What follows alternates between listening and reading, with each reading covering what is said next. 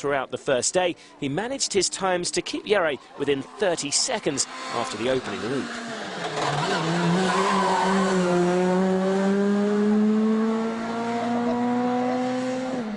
Alistair Fisher was also showing his pace in Germany, battling with Breen for second place, and it was all looking good until a puncture on the final stage of the day cost him nearly 3 minutes, and he dropped from 3rd to 11th and out of the running. You're going to have to stop, 15k to go. Get her down here, you're going to have to stop, yeah. Make sure she's flat, yeah. That promoted another Pirelli star driver into the top 3 in the form of Andrea Crinola.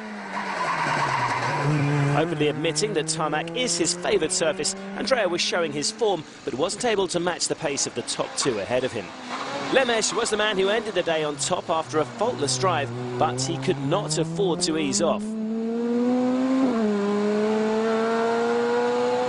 Breen was pushing him hard. As the first leg came to a close, the Irishman was his usual animated self, not happy with his performance over the final stage and some work to do on day 2. I thought I would have dropped about 20 seconds or so because I was driving like my grandmother all the way down the hills and something's bent a little bit, so lucky. Luck is on our side for a change. Your grandmother must be quick then. She doesn't go, but she drives hard, in fairness, my grandmother. As in Finland, the WRC Academy was set for a final day showdown, and once again, Craig Breen was the man to watch, chasing down the 36-second deficit to Lemesh.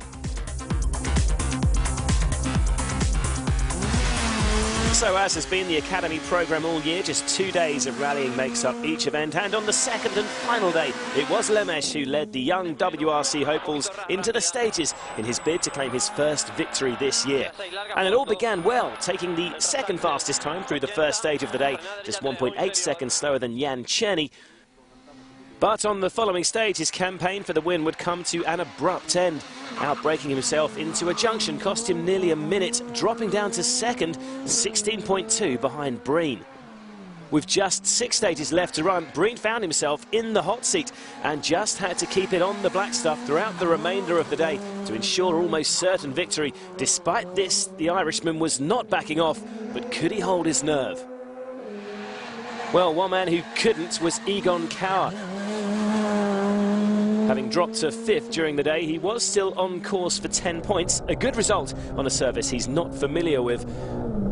However, on the final stage, an uncharacteristic mistake from the championship leader saw him go off the road, puncturing a tyre and damaging the oil sump. The error cost him over 2 minutes, 3 places, and Egon had to settle for 8th overall. Jose Suarez was now up to 4th place and en route for his best finish of the year. Unable to challenge Crinola for the final podium spot, Jose decided to play it safe and ease off to bring it home for 12 championship points behind Crinola and Lemesh in second.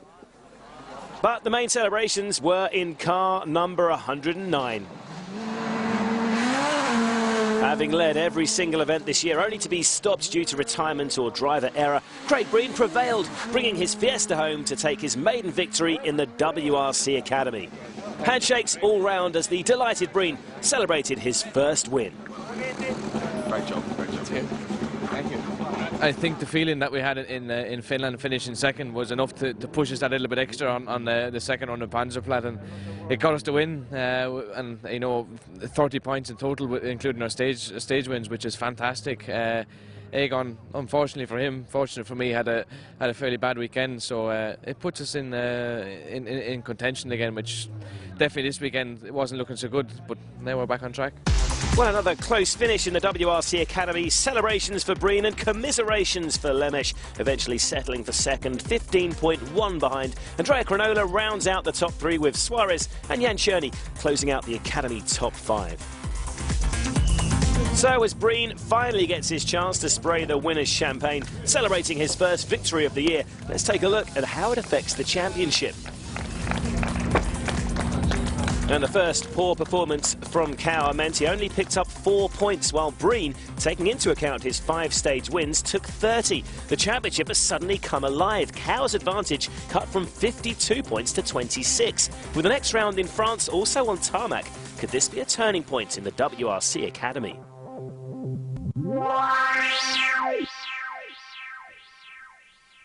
In this edition of Rally World's New Faces, we caught up with WRC hopeful and Australian Academy driver Brendan Reeves. Despite a difficult weekend in Germany, Brendan has proved his pace this year, taking 3 fourth places in the first 3 events. He sat down with us to tell us about his career so far and his plans for the future. What made you want to become a rally driver? Was there any sort of family history in motor racing? My dad was a rally driver, so I was always out there watching him and helping service the car. And when I grew up on a farm in country Victoria in Australia, so I was driving a paddock bomb around the paddocks and riding motorbikes from when I could walk basically, and once I turned 17 started rally driving, so it's been an onward progression from there, and it's amazing now to be at WRC level. Brendan has shown blistering pace in this inaugural year of the WRC Academy, but what are his thoughts on this all-new stepping stone to the World Rally Championship? The experience of the Academy has been amazing so far this year. It's a real challenge for everyone. We haven't done many WRC events before at all, so it's a fresh start coming to all these European rallies. The competition's still great, so it's been an awesome opportunity so far. The competition in the Academy has been fantastic all year, but who has impressed Brendan the most? Egon obviously getting 3 wins out of the 3 first rounds is impressive, but Craig Breen's always been fast. He just hasn't been able to capitalise and finish it off. So there's some really top drivers, but that's great for me because it pushes me harder as well and will make me into a better driver. And what about his personal highlight of the championship so far? Finland was a real highlight. It's just a rally that I've really always looked up to, and as a kid growing up, that's the rally you really want to do, and now it's hard to believe that I've been there and done the rally and come fourth. It was a great experience. After a really promising start to the year, Germany presented Brendan with his toughest test yet, finishing a disappointing 13th. He talked us through his weekend. It started off tough. Stage 1, halfway through, we locked up the front brakes and went off the road. Luckily we didn't damage the car, so we got back on and we dropped 6 minutes. So from there on, it was basically we're at the back of the field and had to try and get through every stage and try and claw back some positions, but it just didn't happen throughout the whole rally. And alongside him in the car, it's not just his co-driver, it's his sister Rhiannon, affectionately known as Toby. But is there any sibling rivalry inside the car? The car for us, it works really well. We enjoy rallying together as well because we know each other so well, so it's been working great so far, and hopefully we have many years of success to come. She isn't too much of a backseat driver or a nagging passenger? Not at all.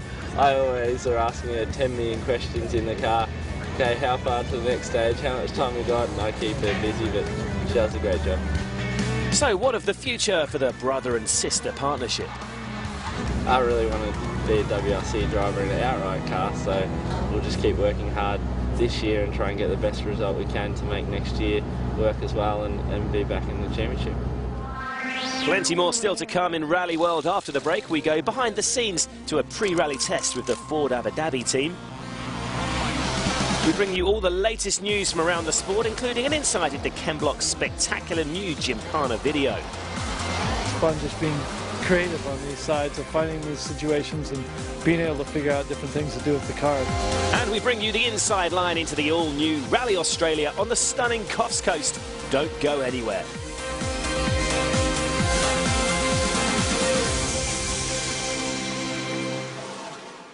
Welcome back to Rally World. We're back on gravel for round 10 in Australia. As ever, the teams have been working hard behind the scenes to prepare for the latest WRC challenge.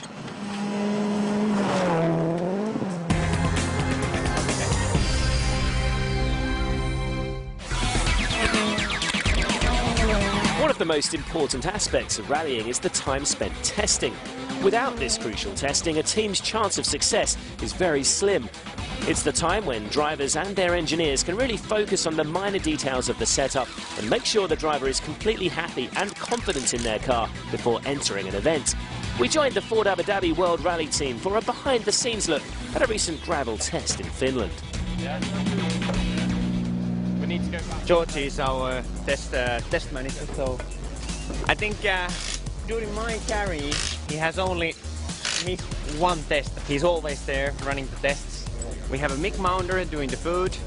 Andy, he's in charge of overall what is happening with the car. Also we have many other people like same guys who have done testing. They are also in. It's like a test team. So most of the guys are the same.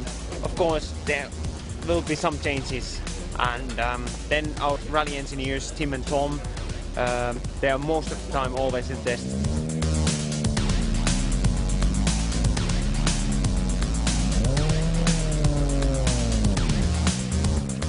Generally on a test we'll have 2 chassis engineers, one looking at the data and one working with the driver. There's a massive amount of parameters, and I mean in the WRC the events vary so much, from the snow in Sweden, the tarmac of Spain, etc., and to the fast gravel rallies in Finland. Whilst Tim is working hard from the comfort of his computer, Tom is out manually adjusting the car from the data already gathered. Depending what we're trying to achieve, but we tend to do fairly big steps at times just to get an idea of what direction it's going. That's it. And then as the test goes on, it turns to more fine-tuning.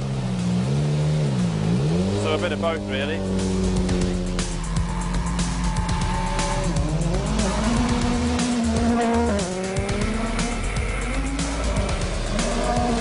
It's really fantastic. We have to just reset the rebound every time we fit the damper. It controls the damping when the damper's falling towards the ground. The damper works in 2 directions. There's the compression, which is when the car is going down, and then the rebound when the car moves up or the ground moves away from the car. So when the wheels are falling, that's the rebound side. Wheels are going up towards the car, that's the compression side. Of course, we are really trying to work hard to make the car faster and make it better to drive as well. And so if they have new parts, we test those, how they work, and all the time we just try different things, because there's millions of things you can do with the car. So even though we have a good setup, we can just, you know, try different kind of compromises with different kind of roll bars and springs and dampers, and trying to find something better from it. So it's kind of a work that really never ends. There is only so much an engineer can tweak in the setup. The rest, and the most important information, comes from how the driver feels, as Jari Matti explains. 3 elements: hands, legs, and the bottom. That's where basically the bottom is the most sensitive area, because that's how you feel how the car is on the balance. But of course you feel with the legs, if the brakes are not working right, if the pedal is soft, hard, or the disc is bent, things like that. You feel it with the legs, how the grip is on the braking. With the hands, you feel the jumps, you feel the impacts. You feel basically quite a lot the front tires. I mean, if you have a flat front tire, you feel it for the hands. But if you have a flat rear tire, you feel it for your bottom.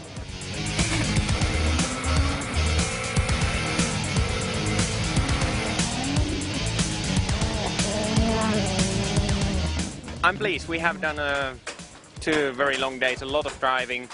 We have done a lot of small changes. At the end of the day, I think I have most important thing, I have a good feeling for the car and for the road. For sure in Australia, surface is a little bit different, but generally it's a bit faster rally as well. So setup we find here, we can definitely use as a base for Australia and for GP or any faster gravel rally there is.